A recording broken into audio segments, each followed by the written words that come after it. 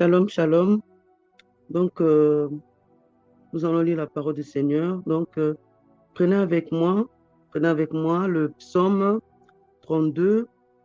Nous allons lire le 8. Je t'instruirai, je t'instruirai et te montrerai la voie que tu dois suivre.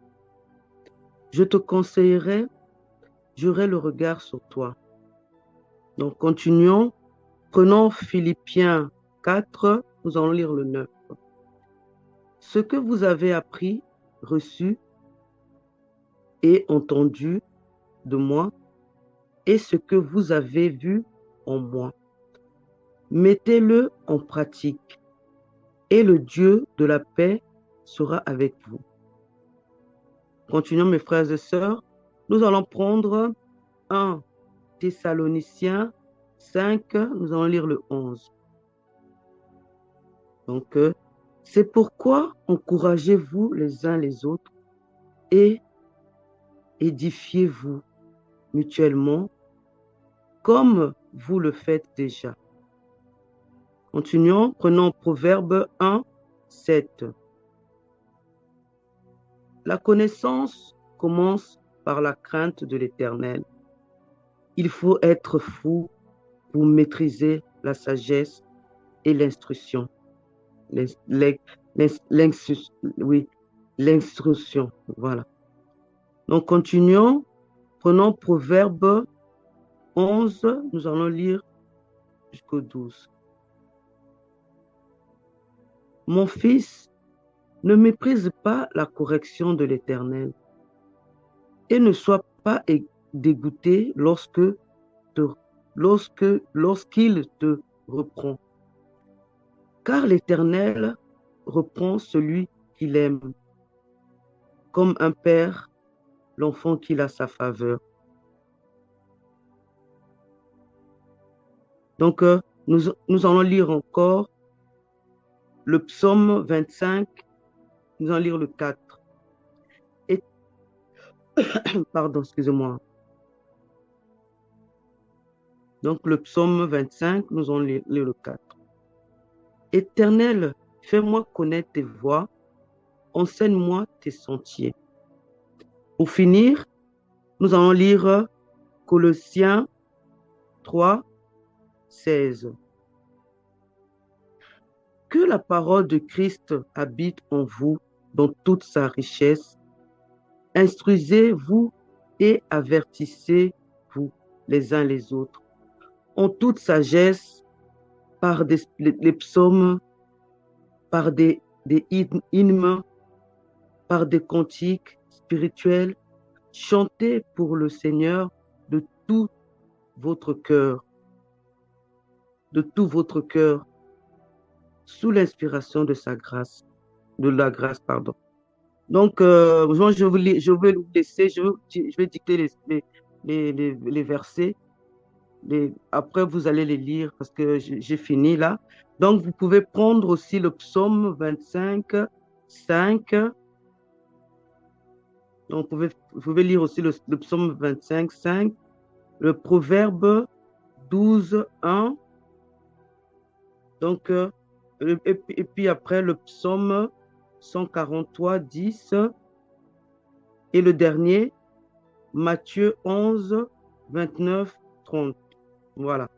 Donc, moi, mon petit message, c'est que je veux prendre plaisir, vraiment, je veux prendre plaisir à lire ma Bible. Donc, je veux vraiment prendre plaisir à le lire matin, midi, soir. Donc, vraiment, à connaître tout ce que le Seigneur m'a mis dans ma Bible, dans la Bible. Donc, je veux vraiment méditer ça. Je vais lire ça vraiment avec joie, hein, avec vraiment appétit.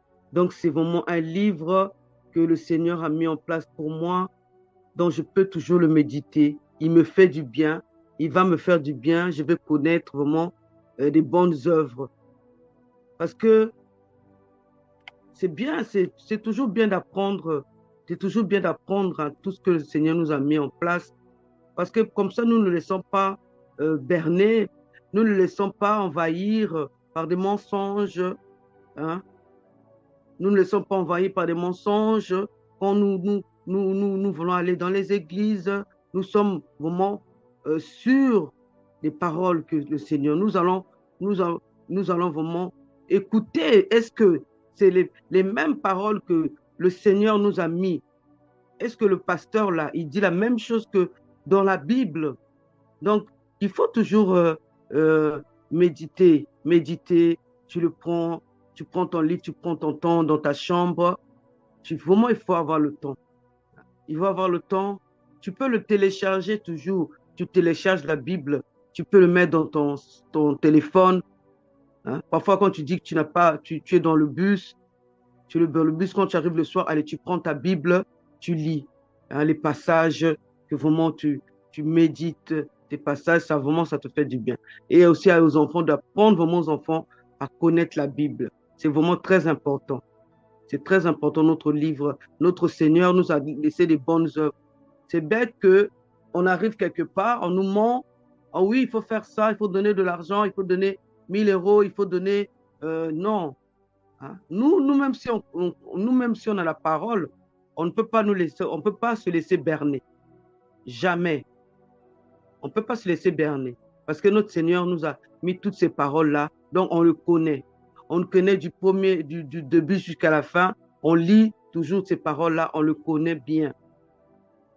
Hein? Donc on peut pas se laisser berner. Tu es fraîche, tu connais vraiment la parole, tu connais la parole, tu le médites, tu prends vraiment plaisir à le lire et à le connaître en profondeur. C'est vraiment bien pour toi, c'est vraiment bien pour tes enfants, c'est vraiment bien pour ta vie. Tu es vraiment là-dedans. Tu es vraiment inspiré vraiment dedans. Et il faut prendre vraiment plaisir. Il ne faut pas que tu dis, ouais, tu lis aujourd'hui la Bible et demain, allez, tu laisses comme ça. Oh non, parce que j'ai déjà lu, ça suffit, je connais déjà. Non. Le livre, la Bible est long. Et long, donc, tu dois prendre ton temps vraiment à lire petit à petit, petit à petit, petit à petit. Tu vas vraiment, tu verras vraiment que il y a vraiment de bonnes choses dedans. Sur ce, je vous laisser. Donc c'est vraiment le message que je vous laisse ce matin. Donc, moi, je prends vraiment plaisir à lire ma Bible. Je le prends plaisir à, à, aussi à montrer à mes enfants, à mes petits-enfants, à lire vraiment la Bible, que ce livre est merveilleux pour nous. Il nous construit, il nous fait du bien. Alors, bonne journée chez vous. Bonne journée.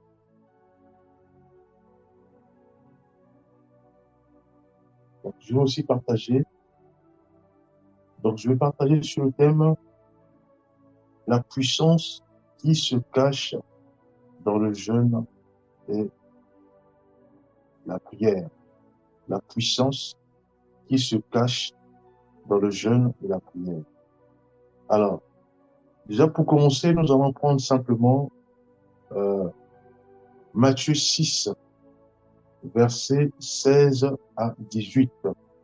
Donc, je vais dire, lorsque vous jeûnez, ne prenez pas un air triste, comme les hypocrites qui se rendent le visage tout de fait pour montrer aux hommes qu'ils jeûnent.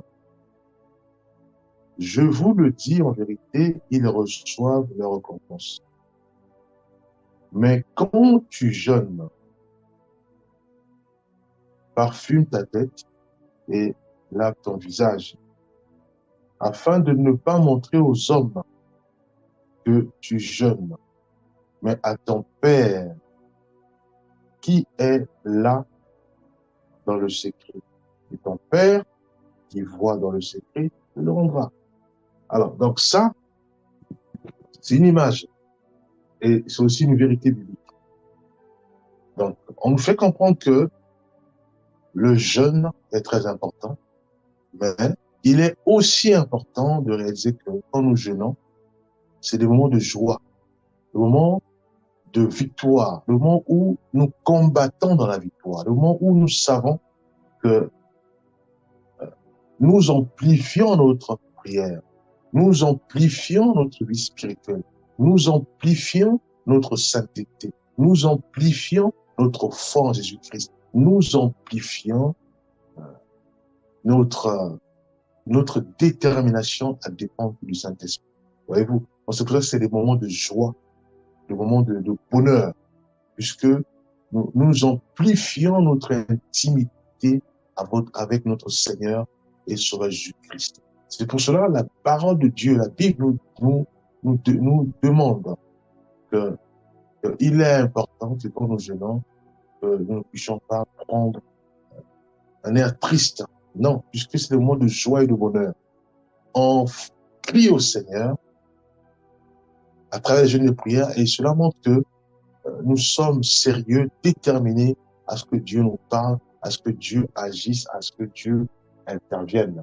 C'est pour cela que les chrétiens jeûnent. Mais pas que les chrétiens, même les occultismes, même ceux et celles qui servent le diable Satan, les gourous, les marabouts, ceux et celles qui mettent en place des horoscopes, ceux et celles qui tirent les tarots ou qui ont des bouts de cristal pour consulter des démons, hein, pour donner, par exemple, pour faire la prophétie autre. Ceux-là aussi jeûnent. Pourquoi? Parce qu'il y a une puissance derrière le jeûne et la prière.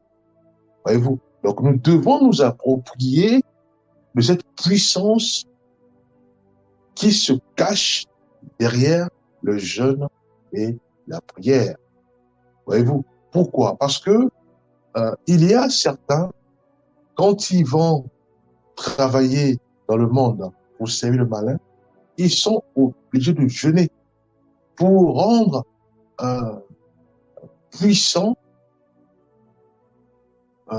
leurs œuvres, voyez-vous, pour rendre puissantes leurs activités. Ça, c'est ceux qui sont dans le monde, voyez-vous. Or, nous sommes du côté de Dieu. Nous avons Christ en nous, voyez-vous. Donc, il est important aussi de réaliser que nous ne négligeons rien. Nous ne sous-estimons rien aussi. Ça veut dire quoi? Ça veut dire que si moi, je suis appelé à être auditionné pour un projet ou pour un projet, je dois me mettre en jeûne et en prière, au préalable, pour faire en sorte que tout ce qui est blocage derrière cette audition soit pulvérisé. Et cela se passe par le jeûne et aussi la prière. Voyez-vous, c'est très important que nous, chrétiens, que nous, chrétiennes, que nous puissions prendre au sérieux le fait de se mettre en jeûne quand nous sommes face à quelque chose qui est très important pour nous ou pour nos familles. Nous devons jeûner. Donc, c'est ça que j'ai dit tout à l'heure, nous ne négligeons rien et nous ne sous-estimons aussi rien. Pourquoi? Parce que je peux dire, voilà, écoute, c'est juste une audition, je vais aller, voilà, je suis brillant, ça va passer. Voyez-vous? Mais si nous raisonnons ainsi, c'est une erreur. Parce que la Bible déclare que nous ne combattons pas contre la chair et le sang, mais contre les dominations. Voyez-vous? Le combat est en permanence. Et des fois, on est tranquille, on est dans la joie, dans la paix. C'est une simple audition, donc je vais aller et puis c'est bon. Voyez-vous? Mais il y a des gens qui nous combattent spirituellement. Voyez-vous? Donc c'est pas que nous cherchons à des combats, non. Nous voulons la joie, nous voulons la paix, la tranquillité. Mais il y a les forces occultes qui nous combattent sans que nous soyons conscients. C'est pour cela que nous ne sous-estimons rien. Voyez-vous? Je dois être auditionné. Mes frères, nous devons au préalable jeûner pour ça. Pour qu'il y ait l'impact. Pour que la main du Seigneur puisse être en permanence lors de l'audition.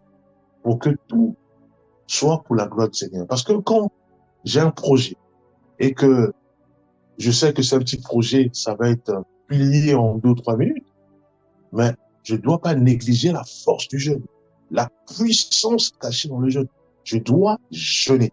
C'est pour ça que vous remarquerez la plupart des choristes, hein, ceux et celles qui chantent le Seigneur, avant de faire des choses, voilà, soit chanter à Zénith, à Paris, chanter pour le Seigneur, ou voilà, souvent, ils sont dans les jeûnes. Pourquoi? Est-ce qu'ils sont en combat? Non. C'est parce qu'ils savent que devant le public, il y aura forcément un sorcier, il y aura forcément des occultistes pour leur combattre, pour combattre l'œuvre. Parce que quand nous chantons pour le Seigneur, il y a une puissance qui se libère et qui décime les œuvres des ténèbres dans la vie de ceux et celles qui sont en face de nous et qui chantent avec nous. Voyez-vous, mais c'est spirituel. C'est pour cela, nous ne sous-estimons rien. Une sœur ou un frère qui chante sans jeûner et une sœur et un frère qui chantent le Seigneur après avoir jeûné, enfin, une fois jeûné, il y a une différence nette. Il y a toujours une différence. Parce que quand nous jeûnons, nous amplifions puissamment l'œuvre du Seigneur. Nous amplifions l'œuvre du Seigneur de telle sorte qu'il y ait réellement cette atmosphère de puissance et de gloire émanant du Seigneur. Voyez-vous? Mais quand nous chantons sans pourtant prier ni jeûner, mais il n'y a pas d'impact. C'est comme si on écoutait un chant comme ça. Or, quand nous jeûnons avant, on dit Seigneur, je vais aller chanter pour ton œuvre. Je vais aller libérer les paroles pour que ceux et celles qui sont abattus soient relevés. Voyez-vous, c'est ça le jeûne des prières. Donc, nous crions Seigneur pour ça. Mais quand nous allons chanter, mais Dieu va accomplir toutes les paroles du jeûne, toutes nos prières. Et c'est le Saint-Esprit qui va commencer à toucher les cœurs, à transformer les vies, à façonner, à briser les joues. Et c'est pour ça que vous remarquerez souvent, quand les sœurs ou les frères chantent, il y a des délivrances, il y a des miracles. C'est parce qu'ils ont jeûné. Parce que Dieu commence à accomplir leur prière, commence à exaucer leur prière. Voyez-vous? Mais différent des frères et sœurs qui chantent bien et qui ne jeûnent pas, ils sous-estiment le combat spirituel. Ils sous-estiment ceux et celles qui sont en face de lui, qui sont en face d'elle. Voilà. Il va chanter ou elle va chanter, mais rien ne va se passer. Voyez-vous? Parce que elle n'a pas jeûné. Ou il n'a pas jeûné. Donc, ne sous-estimons pas la puissance du jeûne. J'ai un petit projet d'évangélisation. Mes frères, pareil, nous devons jeûner. Obligatoirement. Je dois me marier demain. Je dois jeûner. Ah oui, frère, sœur, c'est primordial pour les chrétiens. C'est une obligation de jeûner. Pour un frère, pour une sœur. Si c'est pour aller passer des entretiens, pour l'examen, je dois jeûner pour que Dieu intervienne afin que ma sagesse soit maintenue le jour de l'examen. Puisqu'il y a aussi des forces spirituelles, démoniaques, qui viennent pour créer l'agitation ou faire en sorte que, voilà, je quitte bien la maison quand j'arrive à l'examen. C'est le stress. J'ai du mal même à écrire ce que je maîtrise parce que je suis stressé, parce qu'elle a peur. Voyez-vous? Or, ces choses-là, c'est spirituel. C'est pour cela il est important que nous puissions, au préalable, bien sûr, jeûner. À ce moment-là, quand on va arriver, mais nous sommes détendus puisque la main du Seigneur est sur nous. Dieu nous fortifie. Voyez-vous? Donc, ne sous-estimons pas le jeûne. Donc, sur chaque action, il faut que nous jeûnons avant. Je dois aller je suis convoqué soit auprès de mon responsable, je dois jeûner. Seigneur, je suis convoqué. Il y a eu ceci, cela. Je suis convoqué. Interviens. Mets-moi les mots qu'il faut. Agis puissamment. Dieu va exaucer nos prières. parce que nous avons jeûné. Voyez-vous, arriver à l'audition, mais ça va être ce qu'on appelle une formalité. Dieu va déjà toucher, préparer les cœurs. S'il y avait des tensions, mais Dieu va apaiser les cœurs. Voyez-vous, parce qu'il est à l'œuvre, parce qu'il accomplit, il va accomplir nos requêtes. Un chrétien ou une chrétienne doit toujours jeûner. Je passe à l'entretien d'embauche, je dois jeûner. C'est obligatoire. Je dois voyager dans 1 mois, 2 mois. Je dois jeûner. J'ai un rendez-vous à l'hôpital pour 1 semaine. Je dois jeûner au préalable. Parce qu'on ne sait pas les forces qui sont dans les hôpitaux. Je dois jeûner. Il y a une puissance, une véritable puissance qui se cache dans le jeûne. Il est important, nous, en tant que chrétiens, il est important pour nous de jeûner. On arrive à l'hôpital, mais la main du Seigneur sur nous. Sa sûreté est garantie. S'il y avait des occultistes dans les hôpitaux pour nous faire du mal, mais leur action est vouée à l'échec, puisque nous avons prié au préalable. Notre Seigneur balise les chambres des hôpitaux, balise mon champ, touche tous ceux et celles qui vont me consulter, décime leurs actions démoniaques, leurs actions cultes. Voyez-vous, nous avons prié dans le jeûne. Sur le jeûne de prière, on prie.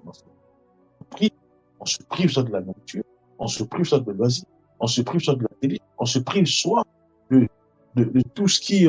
voyez-vous, nous jeûnons, nous prions. Et Dieu exauce littéralement, selon sa volonté, nos prières, puisque nous avons jeûné. Voyez-vous, j'ai un voyage à faire, je dois jeûner, bien. On ne sait pas ce qui se passe. Nous ne cherchons pas des combats. Mais c'est ça, c'est le malin. La Bible dit que le diable est descendu avec une grande colère pour faire du mal à ceux et celles qui portent le témoignage de Jésus-Christ. C'est lui qui nous combat. Nous sommes pacifiques. Nous aimons le Seigneur, puisqu'il est amour. Nous véhiculons l'amour. Mais le diable nous combat de façon spirituelle, de façon masquée, invisible. Il ne veut pas se faire voir. De façon invisible, il nous envoie des flèches. Il passe par des gens pour nous attaquer. Voyez-vous, de façon spirituelle. C'est pour ça que ne sous-estimons rien, bien aimé. Voyez-vous, nous devons jeûner. Si on a un projet, nous devons jeûner. C'est important. Prenons quelques versets, bien aimé. Prenons Esdras 8, verset 23, il est dit ceci. Il est dit, nous jeûnâmes et nous invoquâmes notre Dieu pour cela. Et il nous exauce. Voyez-vous, le jeûne, bien aimé, est très important. Pour un chrétien, pour une chrétienne. Nous avons des actions humanitaires à faire. Nous descendons dans la rue. Nous devons jeûner. Pourquoi? Parce qu'il y aura de l'impact. Mais qui émane de qui? Qui émane du Saint-Esprit. C'est lui qui va descendre déjà en privé pour toucher tous ceux et celles dans la rue qui crient au secours. Nous, quand nous allons arriver, ce sera juste la formalité. Nous allons nous remettre la nourriture, prier pour ses bien-aimés. Mais le Seigneur va se manifester puissamment. Tous ceux et celles qui nous sollicitent, mais ils vont glorifier le Seigneur. Parce que nous avons prié en notre Seigneur. Nous allons descendre dans la rue.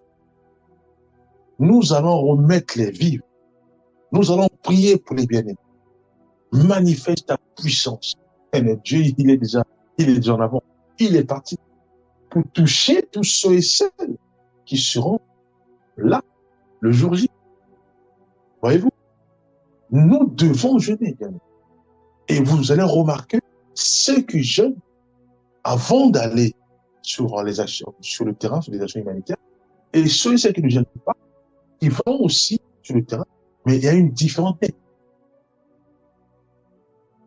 Parce que ceux et celles qui n'ont pas jeûné et prié, c'est sûr et certain le malin va arrêter net leur dynamique. Il n'y a pas de poids, bien aimé. Il n'y a pas de poids.